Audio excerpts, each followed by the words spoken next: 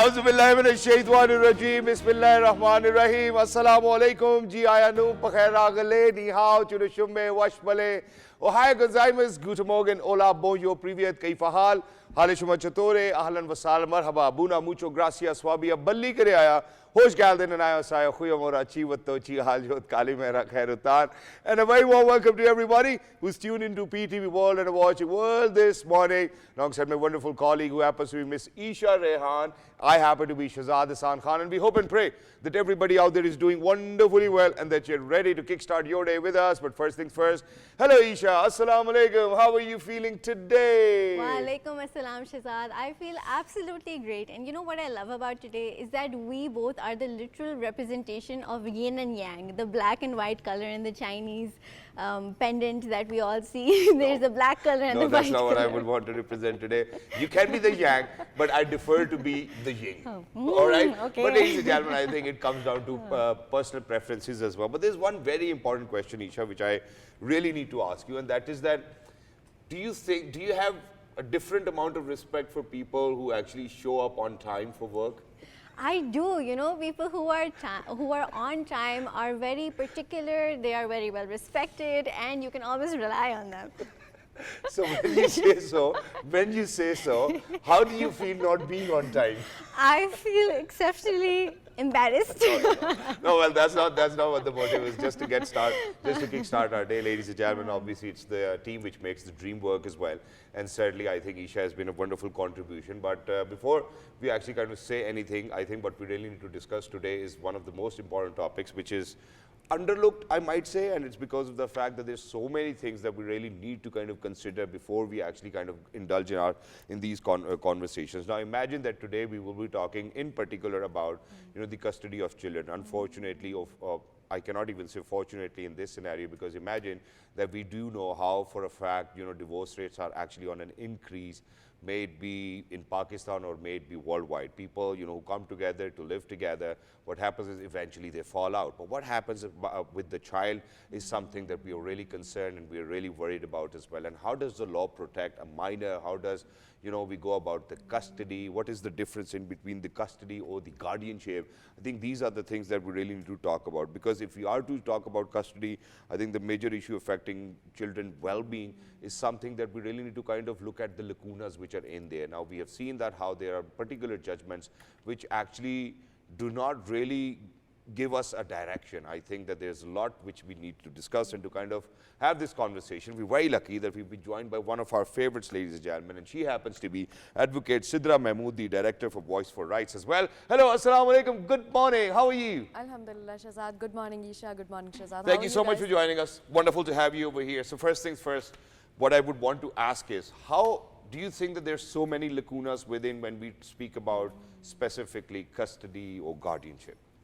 Shahzad, what we need to look at is that the laws, they are quite obsolete. Okay. So this is why they have lots of lacunas. The Guardians and Wards Act, that was made back in 1890, even prior the inception of Pakistan, prior the inception of this state. So what is filling those lacunas are the rules which are made under them, the amendments which are being done under the rules, and apart from that, the interpretation of the law and which is being correctly done by the courts. You see, you have very rightly mentioned about the case laws.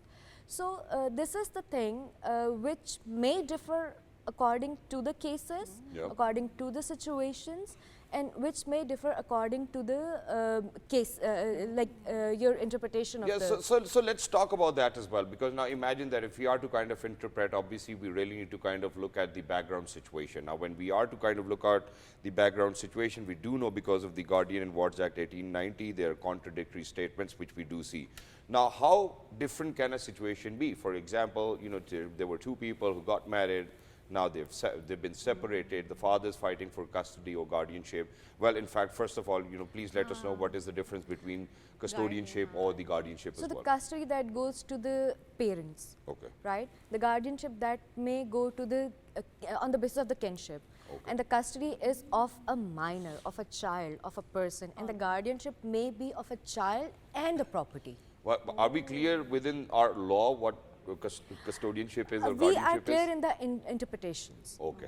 We are not clear in the laws, in the written text, but we are clear in the interpretation. Okay, so we are clear in that. Now let's talk about how different situations can be there in terms of child custody.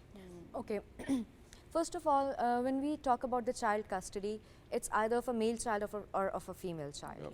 So when it comes to the male child, a mother, she can hold the custody of a male child for 7 years as per the law. And First as 7 per years? Yeah, first 7 Okay. years. As per the law and as per the Islamic law. We cannot, I want to add something here, that we cannot deny the fact that the laws in the interpretation, we cannot go far from the Islamic laws as well. All right, so they're Sharia law. intertwined. Yeah, the Okay. Sharia laws. So all the judgments that are coming from the courts, they are also based on the ages, which ages as well as the qualifications of the custodians, which are set by the Sharia laws as well. Okay. So when I talk about the female child, the mother, she can hold the custody until the puberty of the female child.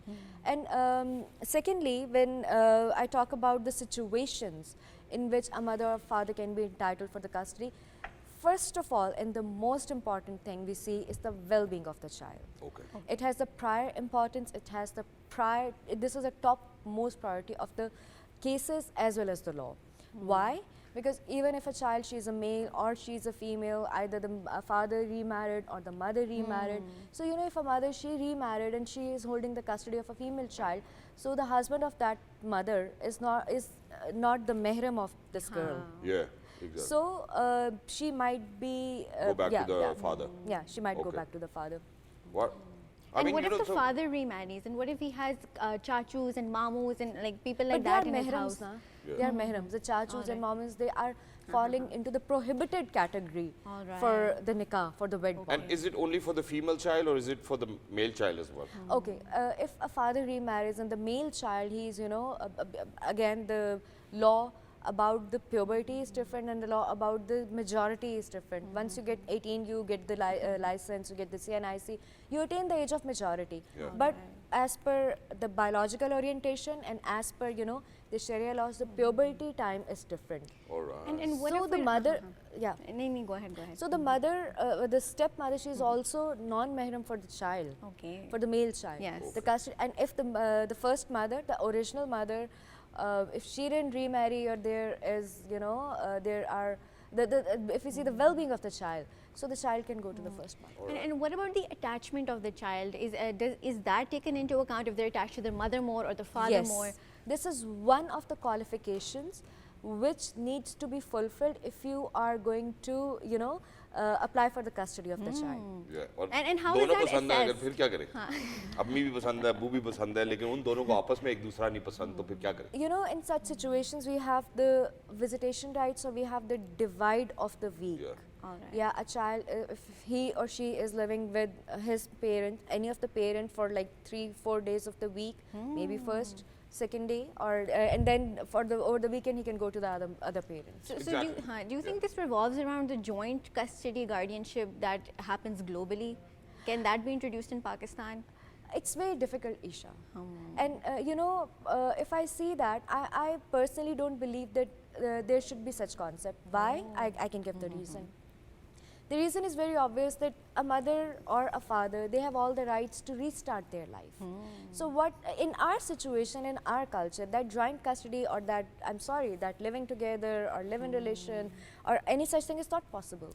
And even if we talk about the Islamic laws and the local laws of Pakistan, how can you introduce that culture? It's Exactly. not possible. And not just that, I think over here in our country, what people really need to understand is that even that you were married once, and now that you're living a single life and you're happy, nobody would bear with that too as well. कि यार ये खुश क्यों फिर रहे हैं? But now very quickly, I think I've got a very different scenario to kind of pitch over here, and please let us know and our audiences know as well what needs to be done. Now imagine that most of the time whenever you know a couple actually thinks about getting divorced, what they do is that for the first 6 months or a year time, they will seek out for separation. Where they're not divorced, but they are officially married and they are in each other's nikah. But what happens is that, that certainly all the ties have been cut, the children are very confused, the minors are really confused as well. So do you think that the court can actually support in situations where they would probably be like, hey, you know what, even if you guys are not talking, but it's the father's right or the mother's right to see the child, and the right needs to be given? Because I've seen families fighting over it and making it a very egoistic issue for themselves. Ki nahi ji, uski kaise majal ya iski kaise majal, things like that, how people are so emotional over here. Okay, there are two parts of your question, right? First is about the separation, not the divorce.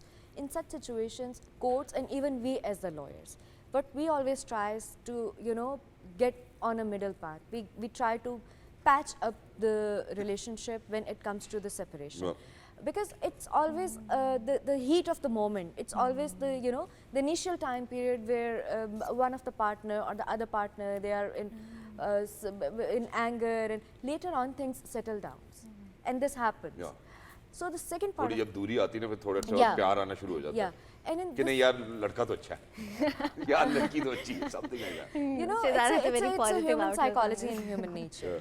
So the availability, all the time availability is not also very good. but फिर 2-3 दिन मिलते फिर लड़ाई हो जाती है. Exactly. So the other situation that you asked about is about the custody. In that situation, again, the well-being of the minor, the emotional attachment, the character of the parents, that is also very important. And how is that character assessed? On the basis of the evidences. For example, Eesha, if a father, he is into drugs, or he is into robberies, or he is into crimes, or he is not, an actively present father. So in that situation, we have the drugs test, we have the past records, we have, the witnesses, the evidences, and then again the statement of the child. So everything is taken into account. And taking things a little, from where we're talking about how the characters are being assessed. I've seen that in such scenarios and cases, a lot of characters are being assassinated falsely or wrongfully. How do you think that, anybody will stand a chance to kind of correct themselves if their case is on a weaker side because of the fact that their character has already been assassinated? Shahzad, this is the first tool or the first weapon, even if it's for a woman, even if it's for a man. In such situations, unfortunately, and please people, respect yourself, respect your spouse, even if they are ex. So this is a humble request, please respect the people. True. In such situations, even if a man, he is a wonderful, angelic sort of a person, what the ex-wife or the wife will say that he has affairs, he's drugging, Time pe nahi aata ji, jua khelta hai, shraab peeta hai, ye and karta same hai. is the situation with the man. Even if she is a saint, he will say, no, iske character mein ye tha, masla tha, aisa tha, waisa tha. So the character assassination, that is very, very common in every house, in every case, in every situation. But what makes it more concrete are the, you talked about jua, we talked about drugs and this and that. So there are some parameters and tests to identify that. Okay. In that situation, because it's not about the giving away the mobile or something, it's about taking the whole responsibility of a child. Exactly, and obviously, I think for parents who are actually struggling with that will certainly need to think about it, how to modify their lifestyles as well in order to kind of gain the custody of their child. But what about the well-being of minors? See, the entire subject of the topic actually kind of revolves around how the minors need to be protected. In the first place, obviously, for our society to kind of understand that if parents do not live together, certainly everybody will think that, oh, the child's going to have an impact, and it's true. How do you think that the court will actually be on the minor's side by saying, hey, you know what, whatever you're doing or whatever the mother's doing, we really want the child to kind of have a happy livelihood or a well-being, which is in a way where every other normal child is getting. How do you think that the child will be protected by the courts itself in the first place, and then probably will come down to the mother or the father or whatever their issues are? Okay, Shahzad, one important factor in this situation is the financial stability as well. If a mother, she is not financially very stable, so she will not be able to provide most of the things to the child. And that's majority of the time the case. Yeah, it is. And if a mother, she is not present, like she is too busy, too tied up in her own career, in her own life, in her own situation, Again, the child's welfare is not in living with the mother. One more factor. I mean, there are multiple factors. I'm coming to them one by one. Yeah. One more factor is that if a mother, she is living among so many of the brothers and the bhabis and everywhere, so that will also impact the mentality of a child. One day or some other day, the child is going to listen, acha theek hai, ye ho gaya, wo gaya. So the child psychology, the child trauma, these are also the things which needs to be catered. Exactly. And you know, and one very crucial question at this point of time, because we're talking about how the well-being of child is being looked after within the jurisprudence. Now imagine that if there was a couple who unfortunately was going through a divorce and one of the parents has passed away during that process. Do you think that the court will look at whether, okay, if the left behind is the mother or the father, whether they are at a status where they can look after the child? Do you think that the court will jump into that as well and will look into it? Because if the only parent left is not actually good enough to look after their child, what do you think that the court will say? Okay, in such situations, the custody will be given on the basis of the kinship. Okay. The custody Dada will be, dadi aa jaye, guardianship aa jaye. Wonderful. either to I the like nana the way I nani question, my God. or the dada dadi, or in such situation, God forbid, in the worst Allah na case kare. scenario, if there is nobody, then the state is responsible for the custody of that You know, child. my next question was building up to this, that we've talked about how parents fight for custody, but in the unfortunate situation where none of the parents are interested in custody, do those matters even are brought up in court? Do they even go to court, or is it resolved within family? Or if it is brought up in court, so how is it resolved? Is it kinship and all Eesha, that? when the cases are brought in the court and when they are decided, unfortunately, we have so much burden of the cases, the child gets the age of majority. Oh. Yeah, Ye so chal this, raha hai. yeah, so this is one of the factor where the families, they jump in and they try to mediate, and they come to the ADR. The alternate dispute resolution. Yeah, Yes. yeah. I think it's great, and I think people really need to kind of sit down, because we're discussing this. I think pretty much everybody knows how to kind of go about it now as well, because Madam Sidra over here happens to be an expert as well. I will come back to this point now. Now, how many times do you think that, because obviously marriage is a very sacred institute, and both the parents are really essential for the child, how many times do you think that the court will actually make sure that the couple actually moves towards the ADR, alternate dispute resolution, or try to avoid that, okay, let's give them some time, which is why, they actually reach towards the age of an adult. Do you think that the court actually helps or makes sure that they sit down and they resolve things so that they are back together? And do we have such positive cases existing within our own system? Shahzad, let me mention one very important thing here. This is not just the case of the custody, even in the cases of the divorces. The court, there is a thing called Salisi Council, or the Salisi time period, where they give an ample period of time to both the partners to resolve their issues. And even after the divorce is declared, the 3 months time is also given, where the union council, they are going to summon both the partners, that either you guys are interested in the reunion or not. And it's very I feel it's excellent of the courts and the people that they are giving the ample time. Okay, aapne divorce declare ho gayi, but the union council is also calling you every 3 months till you complete your idda. After the completion of idda, okay, they will give you the divorce registration certificate. You're right, you're free Yeah. to go. Okay, But- so, yeah, please continue. And as far as the child custody is also concerned, yes, the court gives you the ample chances that sit together, come to some mutual terms, come to the terms where both the parents, they are benefited, because they have equal right. True. When we need more counseling to guide parents who are going through such an angry time, or serious a very episode hard already. time, a very tough time. So The counseling of the parents is as important as the counseling of the minor and the children. We are living in a society where we see that the frustration is getting higher day by day. I'm sorry, I work with the children, I'm sorry for saying this, that I have seen children very closely. And when I see them, and when I see our generation, and when I see the older generations, what I feel is that even our generation is having so many traumas we go through or the people I see they go through, and those traumas are indirectly implicated by the, you know, the parental Exactly, because side. you know, I sat down one day and you know, I was really serious and I was thinking about it, because you know, now there's so much talk about trauma and psychological disorders And and this depression. wasn't even the talk Yeah. a few years ago. And depression and anxiety, and alhamdulillah, we are glad that we have always pioneered, you know, we have been the flag bearers of it as well, that we bring attention to all of these subjects. And I was like, okay, let me figure out what childhood trauma do I have. Shukr alhamdulillah, first of all.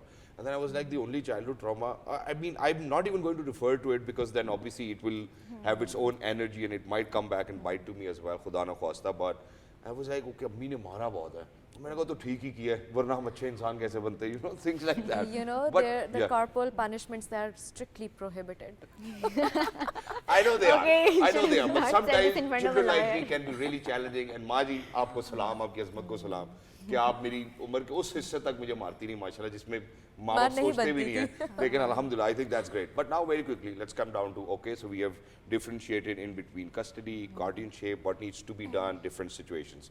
Now let me bring the entire conversation towards how, you know, people themselves can actually avert divorces, or you know, kind of stay away from that. What are the techniques that can be utilized? Because if somebody is going to come to you, and do you think that as an advocate you'll be like, okay, अच्छा case आ गया, इनकी तो तलाक कराऊंगी No, आज. no, no, no, नहीं? no, अच्छा, no, फिर? never, never. Recently, How ethical the practice is. no, recently there was a case where, you know, a woman, she came to me and seeked for the khula, and later on, you know, I gave her, okay, I need to file this case, and like after a week, after 2 weeks, and meanwhile her husband, he was constantly in contact with her, and she had 2 lovely daughters.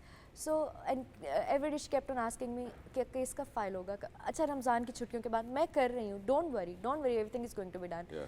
Alhamdulillah, on the occasion of Eid, she went back with the husband. माशाल्लाह, Wow. माशाल्लाह. So, you know, घर तोड़ने का काम शैतान का होता है. Yeah. But again, If it's necessary. it's allowed in Islam. I know it is. But you know, if, you know, I think for everybody who's out there, there's only one simple request, and that is, please give yourselves time, number one. And number two, if it's an abusive relationship where the husband is actually hitting you, the wife's hitting you, you're being abused, or all of those things, please make sure that you might have to kind of seek for this, you know, very service which is out there available for you, and the Shahzad, Constitution gives you let the me right. add one more thing Sure. here. You know, there is no concept of going to the counselors. We don't go for the counselings.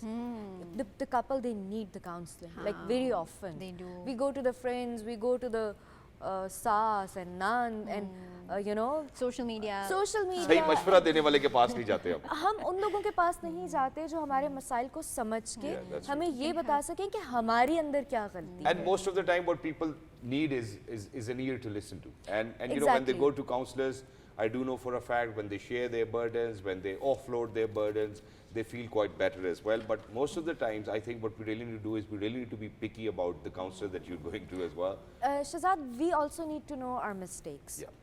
And we need to recognize them. Yeah. कि हाँ यार ये मेरी And, गलती है. and you know, if I am very lardly of my father or my mother, and they are not going to tell me, okay, नहीं तुमने जो किया ठीक किया, ये हुआ, ये वो हुआ. नहीं, आपको अपनी गलतियाँ पता होनी चाहिए. Because God forbid, if I am a badzuban, khatakar, gunegar, I think I need to realize it, and I need to apologize from the person who have actually heard with all my actions as well. But thank you so much, Madam Sidra, for being with us. It was lovely to be in conversation with you. Same here. And thank you so much for protecting the livelihoods of minors, not just minors, adults, and the couples who once thought that, hey, you know what, we cannot live together. So kudos to you. Have a great day. And for everybody who's out there, ladies and gentlemen, obviously, such services are available. If you really need them, please make sure that you get in touch with the counselor first. That's what Advocate Sidra Sahiba actually says. And then, if it is an abusive relationship, obviously there's no harm in getting rid of it. But please make sure that you give it time just for your children. Okay, Shahzad. You know, we talked Raise about diye na agar families. mein. You know, we please talked go about families, and you know, talking about family members, we have 1 or 2 people in our families who have a very big sweet tooth. So what about you? I think I do have a sweet tooth, and it's because of the fact that, you know, I mean, me and my father, every night after dinner, we really need to have something sweet. So either it's going to be zarda, Either it's going to be kheer, either it's going to be, these crumble cookies, which are really in these days, just a little bit of it. So please, everybody who's out there, always don't be go very too huge. cautious. And, I've got a recipe, by the way, for people who want to have a healthy sweet or a dessert. Wow, now, tell us, so tell us. imagine that you can put in bananas. I Bananas? hope that I remember all the ingredients as well. No, it has to be right. You have so to tell just put us. in bananas, there's a Bananas. bit of baking powder, there's a Baking bit of powder. cocoa powder, Cocoa there's a bit powder. of protein powder in Protein it. powder. And then, just, I think that's it. So all you need to do is just mix it up. Once you mix it up, just put it in the oven. And as soon as you oven. put it in the oven for 60 minutes, take it out. You'll have the best, healthiest brownies. And yeah, Wow. top up with, some almonds and walnuts and whatever, pecan nuts. And you know, honey. and enjoy a very healthy dessert Wow. without the guilt of knowing that you're not hurting yourself or you're not gaining extra calories. And, Wow. we need more healthy recipes like this. However, unfortunately, around the globe, people are suffering from diabetes, which is the #1 cause of death and a lot of difficulties in the world. So we are very happy to announce that Chinese scientists have succeeded in reversing type 1 diabetes by using stem cell therapy. According to a study conducted by scientists at Peking University in Beijing, healthy cells were collected from a woman suffering from type 1 diabetes. The cells were modified in a lab from non-specialized random cells to specialized ones and then implanted into the same patient. As a result, the woman started producing her own insulin. Less than 3 months later, after receiving an injection of a stem cell derived treatment, she remained free from insulin injections 1 year after treatment. How exceptional is that? Exactly, so I think it's a great news for everybody, who's out there probably living with type 1 diabetes as well. There's a lot of research within the field of medicine. Please make sure that you look out for that. Cancers are being cured, tumors are being cured. So for everybody who's out there, please make sure that you put in your research, go to the right doctors, and inshallah, and help yourself by modifying your, your daily food intake. And Exactly. when we speak about food, Eesha, obviously, don't you think that, that even now in Pakistan, obviously we do know for a fact that the best chefs are males, right? Oh my gosh. Are you going to agree with it or are you not? I do, but I don't want to specifically gender specify. Really? Yes. So yeah, every good restaurant that you go to, you'll see a good male chef. Every good hotel that you're going to go to, good male chef. Every place that you're going to go to, commercially, we have seen that that it's male chef who have actually taken the flag of being at the forefront of being good at culinary arts. And the culinary expertise that is so. How good are you? How good are you at cooking? I actually wanted to go to culinary school after A-levels, but my father said, no, I need to get a proper degree. So another degree. He said maybe culinary could be done at any part of my life. But he said, right now, go to... I think that's great. That's great. I think, obviously, if you can afford to have, chefs at home, ladies and gentlemen, you certainly need to focus on degree. But very quickly, we're very lucky that we've actually been joined by somebody who's actually going to share his journey of becoming a chef. Was it stigmatized when he went to his father and mother, be like, "Main khane pakane chahta hu, unki ammi abbu ne kya kaha?" I think that's the story that we're most interested in listening to as well. We're very lucky, ladies and gentlemen, that we've been joined by Mr. Huzaifa Fazal, who happens to be a professional chef. Hello, Huzaifa. Assalamu alaikum. Good morning. How are you feeling today? Walaikum assalam, alhamdulillah, I'm perfect. How about you guys? Absolutely perfect. Huzaifa, what did you cook for breakfast today? Well, to be very honest, breakfast I hadn't had it yet, but it was like 1 cup of chai, and that's all. I think that's great. Huzaifa, I have been seeing your wonderful recipes on my feed, and I know that they have reached the feeds of thousands of other people as well. So tell us, how did this journey start? When did you first start cooking, and what was the first dish that you made? Yeah.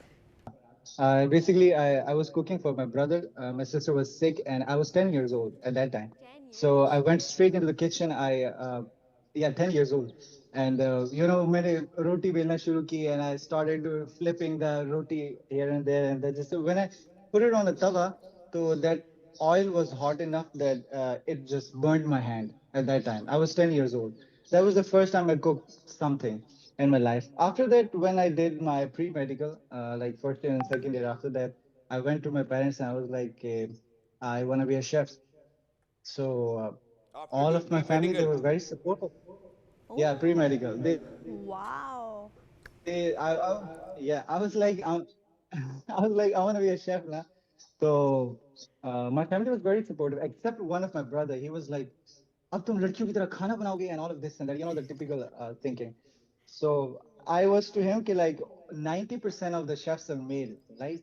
Like in every kitchen that you go into, the every hospitality industry that you go, they're all पता are नहीं है, मैं male, कहता हूँ right? तो ये नहीं मानते। So, मैं तैयारी करके आता हूँ लेकिन ये मानते नहीं, मैं इनको बताता हूँ ये they do not agree to it. अच्छा, the thing is कि आपने औरतों के साथ बहस नहीं करनी. If they say they are right, they are right. End of discussion. Sorry. Yeah, please Very wise continue. words, very But wise please words. Go continue ahead. with your journey then. What happened next? Yeah.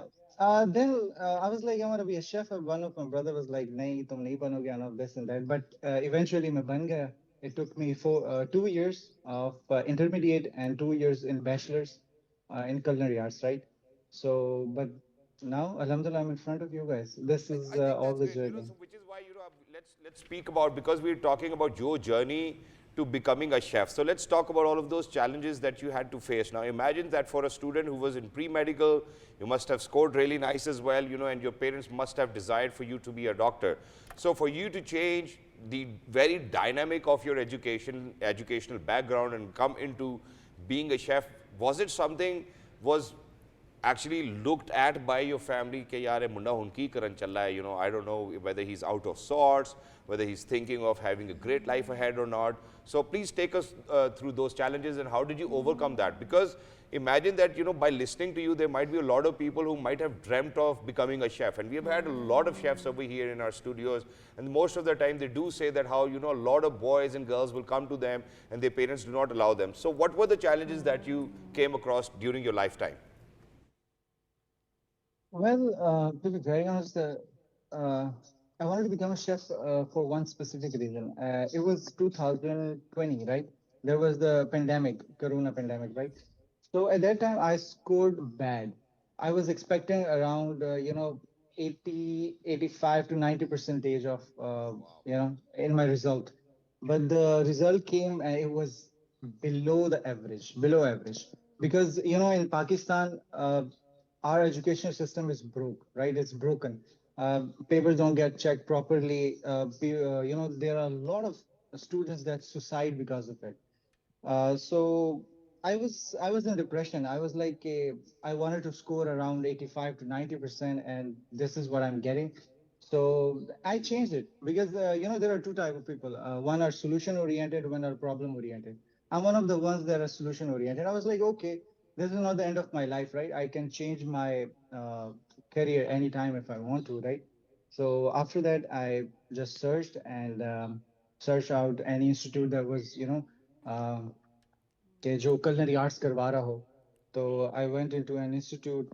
Took me 4 years, and this is enough. The family is very important. If your family is not supportive, you shouldn't go into it because at this time of your age, you're 18, 19, you're not earning enough. You're not earning enough. So you don't have the support from your family. So it is not possible for you to become a chef, right? And Huzaifa, I've seen all the enticing and delicious recipes on your feed. So please let us know, did you pursue a professional culinary degree or did you actually self-teach yourself all these Professional things?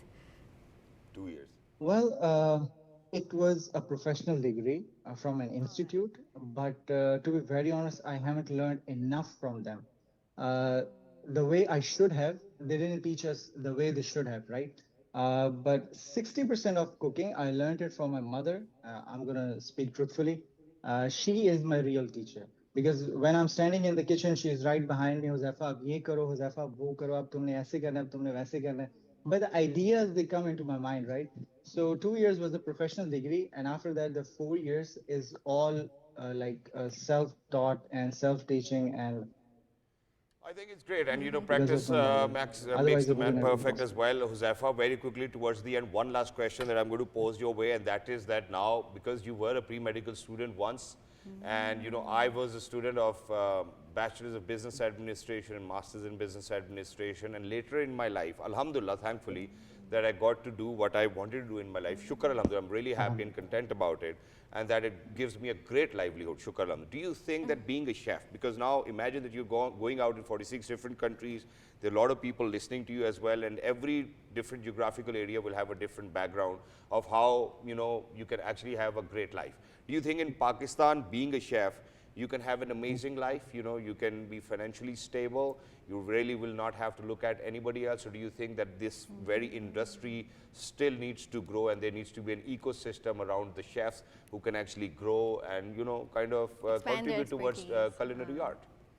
You know, this is really painful for the chefs in Pakistan because in Pakistan, our chef community is literally broke.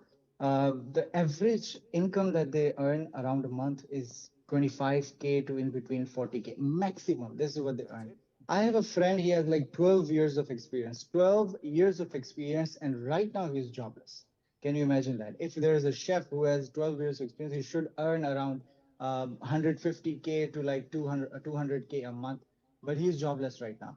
So this is a problem in our industry. You know, the chefs around the world, they earn so much. They are celebrities. They're earning good. They're supportive of their country. They're supporting different people. But in Pakistan, there is no such chef I say that I look up to. Like there is no chef in Pakistan. I say, nahi, he is my. Our industry, there's a problem in our industry. You know, a restaurant should be known because of its chef. Right now, for example, there's a restaurant. The people should say, oh my God, the chef Huzaifa cooks here. I should go and try, right? Try the food. But in Pakistan, there's a problem. If a chef, like he gave you the recipe, he's making you famous, right? A chef is making you famous. Yes. So if I'm taking 40K at that point, but if I ask like now I want 60K, they'll just fire me. They're like, okay, you go. We don't need you guys. And we'll get They the new will one. Yes, then. we truly understand your point as well, and I think that, you know, that people really need to think about it, and people who are great chefs, I have an idea for them. They really need to be entrepreneurs too as well, and they need to open up their own restaurants because this debacle has been going on as well. But thank you so much, Huzaifa, for being with us, you know, for being in conversation with us, and because, you know, Eesha, we have just transitioned from Bakra Eid to now coming to these shows as well. I'm sure that Huzaifa might be getting like 100 calls every single day. Ke aake hamare ghar pe barbecue to kar do. Wow, Because we have to call, you know, so many. I do know how I have to call a few of my friends every single day, whether the first day of Eid, second day or third day, कि भाई कब available हो आके यार टिक्के बना दो something like that. So yeah, You know, you're very lucky to have such exceptional expert friends who are great at barbecuing. because they're busy earning money. I think And that's you know, speaking of people like Chef Huzaifa who are so inspirational, I want to introduce a guest who is in our studio today who is actually very inspirational for me at a personal level. He was a senior at my university, and right after graduation, he was able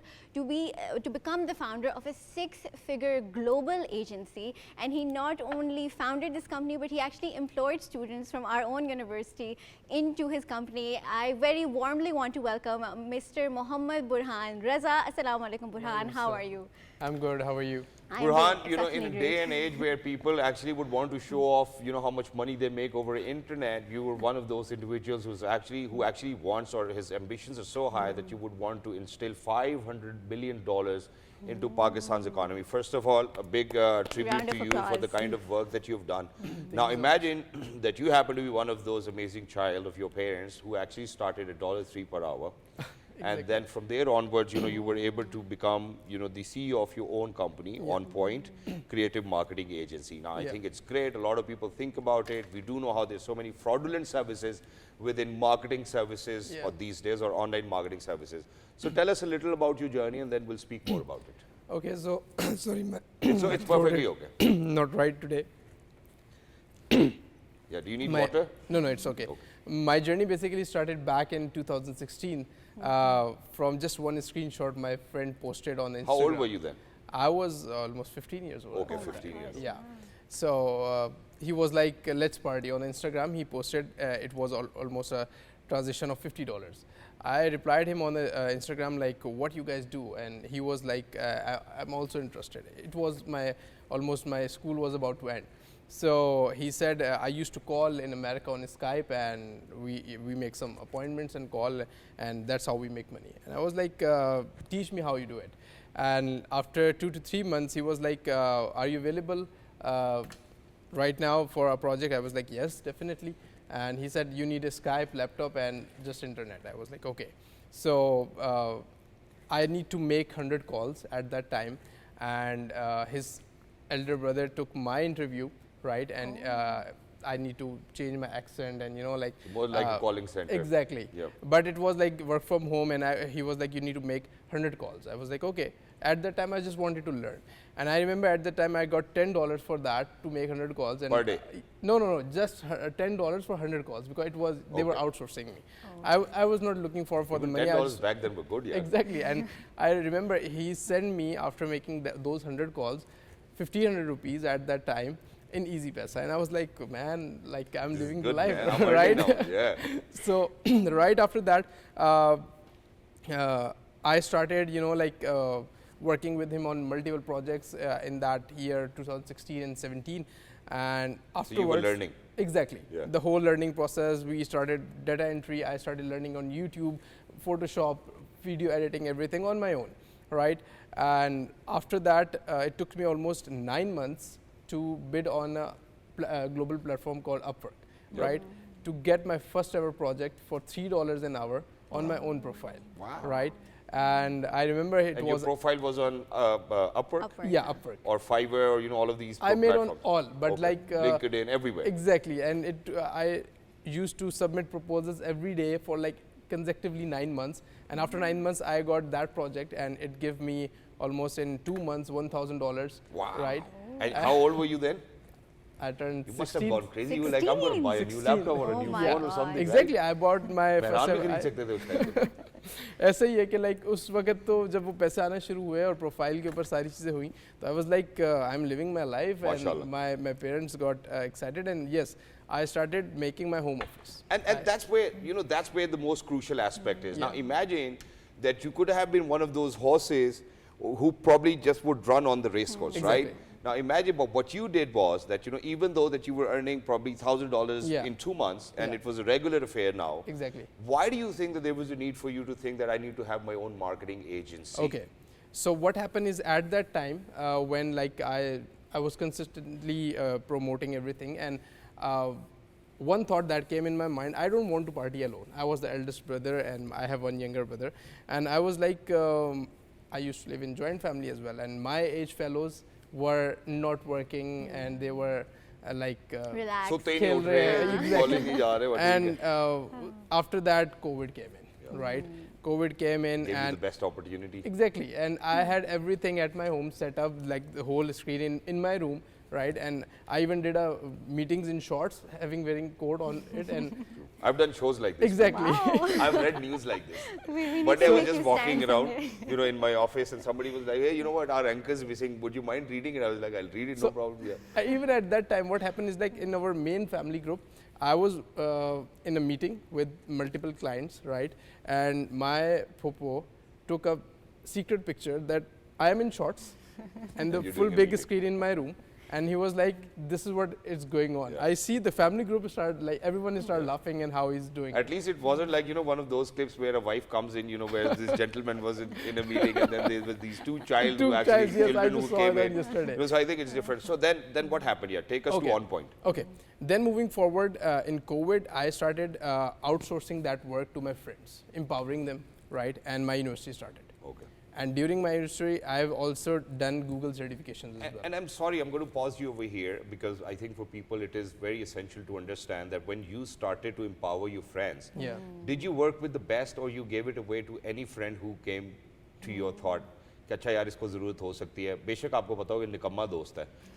How did you do it? I went for both. For like there are multiple. हर किसी को उसके हिसाब से काम. Exactly. Those who want to learn, Yeah. of course, they are more than welcome. Wonderful. But the plus point for me was all the clients were under my name. I was not getting outsourced work, Okay. right? So then gradually I got, pace up with multiple clients, get Upwork reviews and everything. And after that, a tragedy happened like in 2022. All right. My laptop got hacked, Oh. right? And I had like the portfolio got How much removed. money did you have in your accounts then? In dollars? At that time it was some. Were you able to save it, or did it all go away? I can say that like my money did not go away, Okay. but all the portfolio went away, My God. and that hackers wanted some ransom of like $10,000 to $20,000 to give my data That back. wasn't enough as well. Yeah, but like the thing is, but they were not even sure. And because you did it yourself, so you could any day start from the scratch, right? Exactly. Wow. So I remember it was 11th September, and it took me, I got depressed a little as well. Oh my God, I don't have any portfolio to submit for more proposals and everything. And I even go to the Military College of Signals to recover the data and everything. But almost after 1 month, it was like, let's start again. And right after that, I got a project of $10,000 a month as well, Wow. right? Like in October, and I was in university, right? And I started engaging my friends, right? I started doing live shows as well with an NGO called HRDN. So like my network got expanding. And I was in university, I was doing professionally well, my teachers were connected with me, and my friends also getting empowered as well with the money. Like at this age, money is the main thing. You have time, you have energy. So I was like, Money let's can do empower. wonders, bro. Yes. Money can do wonders if you have money. That's so exceptionally great. Please tell us that you have actually traveled across the globe as Exactly. well, and you are the founder of On Point. So what are the top 3 skills that Pakistani students need to equip themselves with to enter the industry with ease? So I can say that because as Pakistan, we the biggest asset or biggest strength of Pakistan is human resource, right? So I was at this point where everybody is looking for digital marketing, freelancing, and at the time it's a buzzword as well, True. right? So I yesterday I had a training as well, and I was like, you need to focus on the niche, right? Whatever services and skills you have, whatever interest you have, you need to focus on that, and graphic designing, video editing, whatever. The scope and the projects is a lot there, and even $1.5 trillion industry is just freelancing market, right? So you just need to be right focused and start expanding. But there are challenges as well in a country like Pakistan, where we have the internet challenges. I remember on 9th May, sorry to you say that even date, Yeah. the controversies. Yeah. But 9th May, I lost 5 clients Okay. because Alright. for the 3 days there we have no internet, right? Oh. So and Bhari din tha wo da. exactly, and after that, I faced backlash of when I on the internet, they don't judge you wherever you are. You are just You just need to globally work, connected. man. That's it. Exactly. Get the job done. But right after that, when I sent them my WhatsApp number +92, they were like, "You're from Pakistan. I'm sorry, but we don't trust you," and all that. I was like, "Man, what is going on?" And they go to the India and all that, Yeah. So I take that as a challenge. I get a US number, and I started again. From I think it's scratch. great. Bring I- every That talks about client back in resilience, Pakistan. Exactly, Right. and that's great, Burhan, as well. And thank you so much for sharing your story, because obviously it's going to motivate a lot of people. But Exactly. very sorry that we're actually A little short short on on time time. now Yeah. as well, and that we No need worry. to move on towards closing. But it's very rare Yeah. that I've actually come across people who actually think like me. Yeah. And I think you're the 3rd person who have met on my morning show in the last 13 years, and there's a reason. Now imagine that that there are some core values that we have adopted by working ourselves day in, day out. Now those core values are, number 1, seizing the opportunity, no Right. matter what, Yeah. Okay. getting back up, Getting right? back So every time you fall, you need to get back up. Yeah. And number 3 was utilizing the best human resource which is widely available Exactly. in Pakistan. Yeah. You've done all 3 as well, and we would want to wish you best of luck, and that your And ambition. sorry to cut Sure. you, I want to add one thing.